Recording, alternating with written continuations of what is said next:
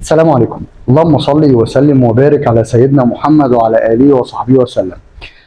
النهارده هنبدأ سلسلة جديدة، هي سلسلة الأحاديث القدسية، سلسلة الأحاديث اللي ربنا من علينا بيها. النهارده هنتكلم عن مظاهر رحمة ربنا في حياتنا، المظاهر بتاعت رحمة ربنا. هنتكلم عن مظاهر رحمة ربنا ورحمة ربنا، وهنتكلم عن كمان ازاي ننال رحمة ربنا، وقد ايه ربنا رحيم بينا، وقد ايه في حاجات كتير قوي من مظاهر رحمة ربنا في حياتنا احنا مش عارفينها ومش شايفينها.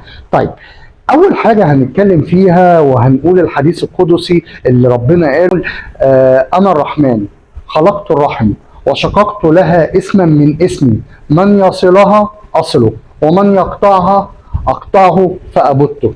طيب، ده الحديث القدسي، وربنا سبحانه وتعالى عايزنا دايما نفتكر ونبقى حاطين في دماغنا دايما ان ربنا بيحنو علينا، يعني حنين علينا وبيرزقنا وبيفتح لنا ابواب الرحمه باب بعد باب. وربنا الرحيم والرحمن واسع الرحمه. طيب، الرحمن والرحيم والرحمه بيشتق منها الرحم، بيشتق منها اسم الرحم.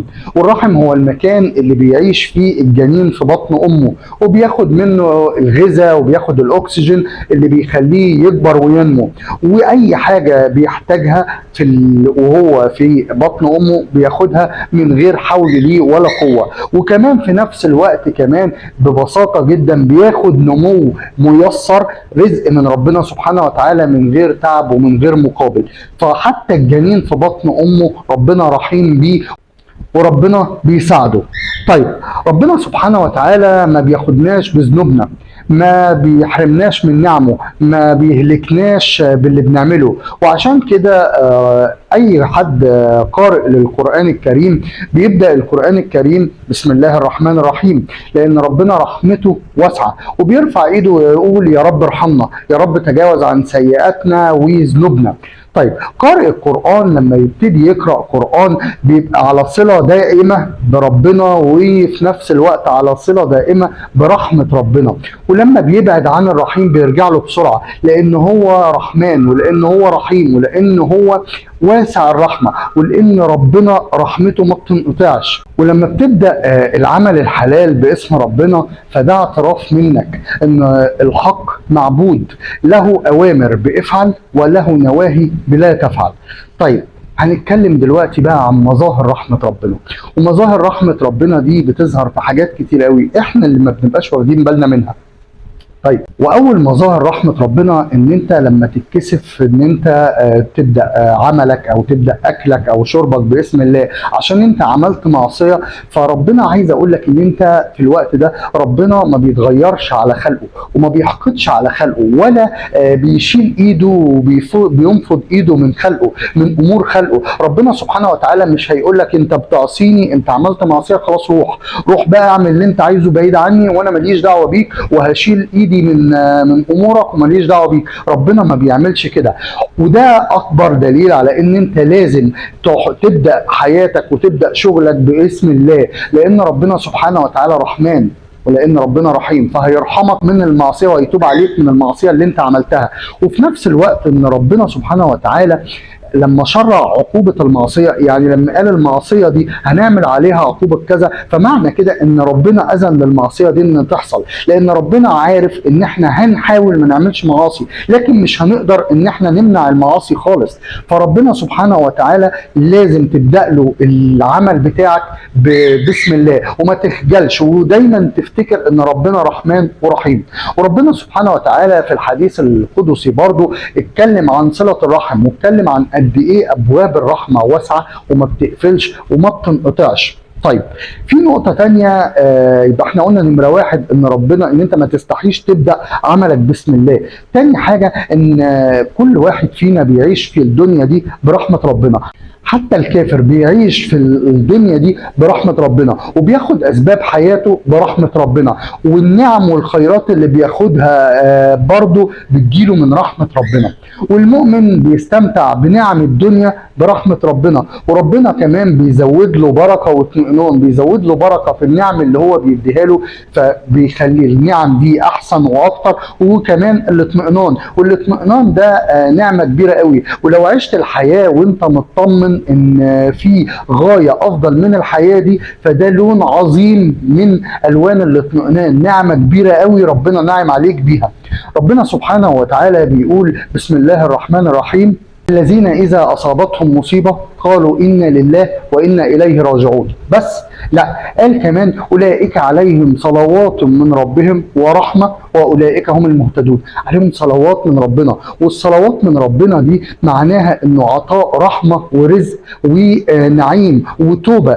أولئك عليهم صلوات من ربهم ورحمة، خدوا رحمة هو كمان، وأولئك هم المهتدون، هم دول المهتدون، هم دول اللي ماشيين صح. طيب، فمعنى كده إن صلاة ربنا عليك دي صلاة أو عطاء رحمة ومغفرة، وصلاة الملائكة دي صلاة استغفار، وصلاة المؤمنين ده دعاء. وربنا سبحانه وتعالى برضو قال بسم الله الرحمن الرحيم: إن الذين آمنوا والذين هاجروا وجاهدوا في سبيل الله أولئك يرجون رحمة الله والله غفور رحيم.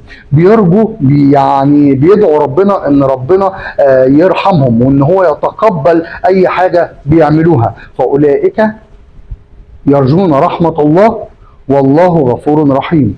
الدنيا كلها مسخرة تحت قهر الرحمن ومشيئته، وكل حاجة بتمشي بتصرفه، مفيش حاجة ينفع تبقى خارج تصرفه، لأن هو ربنا سبحانه وتعالى الخالق البديع الرحمن الرحيم الواسع، الواسع حتى في مغفرته، وواسع حتى في إن هو يتقبل ويرحمنا ويتقبل توبتنا. طيب، لكن ايه هي الرحمة؟ طيب، ان انت ما تبتلاش بالألم من اول الامر. طيب، الشفاء ان انت يكون عندك داء وربنا يبرئك منه او يشفيك منه، انما الرحمة ان ما يجيلكش الداء اصلا. وربنا سبحانه وتعالى رحيم بنا جدا وعنده رحمة لينا. ربنا سبحانه وتعالى عارف ان احنا ما نقدرش نعيش وما فيش حد فينا مش هيغلط، كلنا هنغلط، هنحاول ما نغلطش بس احنا هنغلط. فربنا سبحانه وتعالى لو هيحاسبنا بالمعايير المظبوطه في الغلط بتاعنا او في سيئاتنا او في الغلطات اللي احنا بنعملها، فاحنا هنتعب جدا، الانسان هيتعب جدا. فعشان كده لازم نقول دايما وندعي دايما ربنا: اللهم بالفضل لا بالعدل، وبالاحسان لا بالميزان، وبالجبر لا بالحساب. يبقى تاني: اللهم بالفضل لا بالعدل، وبالإحسان لا بالميزان، وبالجبر لا بالحساب. يبقى أنت بتقول لربنا إن أنت يا رب حاسبني بفضلك وبإحسانك وبجبرك، ما تحاسبنيش بعملي. والرسول عليه الصلاة والسلام علمنا إن ما فيش حد هيدخل الجنة بعمله، احنا هندخل الجنة بفضل ربنا ورحمته. والرسول عليه الصلاة والسلام قال حديث: لن يدخل أحدكم الجنة بعمله. قالوا: ولا أنت يا رسول الله؟ قال: ولا أنا حتى يتغمدني الله رحمته. يبقى انت مطلوب منك ان انت ترضي ربنا وان انت تتصرف وان انت ترجو ربنا، مش تشترط على ربنا. يعني ترجو ربنا، تدعي ربنا ان هو يتقبل منك، وان انت تتوجه باعمالك لربنا خالصة، وان انت ما تشترطش على ربنا، لا انت بتتوجه بربنا لربنا باعمالك خالصة، وبتطلب منه المغفرة والرحمة وان هو يتقبل منك الاعمال بتاعتك. نمرة 3 في مظاهر رحمة ربنا سبحانه وتعالى بيقول بسم الله الرحمن الرحيم: كتب ربكم على نفسه الرحمة أنه من عمل منكم من سوء بجهالة ثم تاب من بعده وأصلح فإنه غفور رحيم. طيب، يعني معنى كده ان ربنا سبحانه وتعالى بيقول لك ان هو عارف ان في حالة الطيش وفي حالة الحماقة احنا هنغلط، بس ربنا هيغفر وهيتوب على مين؟ ربنا هيغفر وهيتوب على اللي هيتوب في نفس الوقت على طول، يتوب على الذنب اللي عمله او السيئة اللي عملها، وكمان يصلح، يحاول يصلح اللي هو عمله وما يرجعلوش تاني. فربنا سبحانه وتعالى هيتوب على البني ادم اللي هيعمل كده في نفس وقت الغلط، اول ما يكتشف ان هو غلط بجهاله، بطيش، بحمق، اول ما يكتشف ان هو غلط ويتوب ويحاول يصلح وان هو ما يعملش كده تاني، فربنا هيتوب عليه. لكن لما تيجي تقول لي ان في واحد غلط وما تابش في نفس الوقت، او ما تابش بعدها لما عرف ان هو غلط، او ما حاولش يصلح اللي هو عمله واجل كل حاجه لغايه لما يجي يموت، ووصل للوقت بتاع الغرغره اللي هو خلاص الروح طالعه وقال لك هتوب، ربنا مش هيتوب عليه، مش هيغفر له في الوقت ده. ربنا سبحانه وتعالى بيقول بسم الله الرحمن الرحيم: وليست التوبة للذين يعملون السيئات حتى إذا حضر أحدهم الموت قال إني تبت الآن ولا الذين يموتون وهم كفار أولئك اعتدنا لهم عذابا أليما. طيب يبقى معنى كده ان انت ما تجيش وقت ما انت خلاص بتموت تقول انا تبت، لا، تتوب وقت ما تعمل المعصيه على طول وتحاول تصلح وتحاول ان انت ما تعملهاش تاني. ما تفضلش بتعمل المعصيه وهي لغايه لما تيجي تموت هتضحك على ربنا وتقول انا تبت فانت كده خلاص. لا، انت ربنا بيغفر لناس معينه مش بيغفر لكل الناس. عارف ان انت نيتك خالصه لوجه الله، انت غلطت غصب عنك، عكس اللي غلط وبيغلط وعارف انه بيغلط ويقول لك انا في الاخر هبقى اتوب. اللي ما بيصليش ويجي قبل ما يموت او اول ما يتعب يبتدي بقى خلاص يصلي بقى وياخد باله وانا هرضي ربنا وكده. ما تعملوش كده يا جماعه. ابدا صلي من دلوقتي، انت مش هتضحك على ربنا.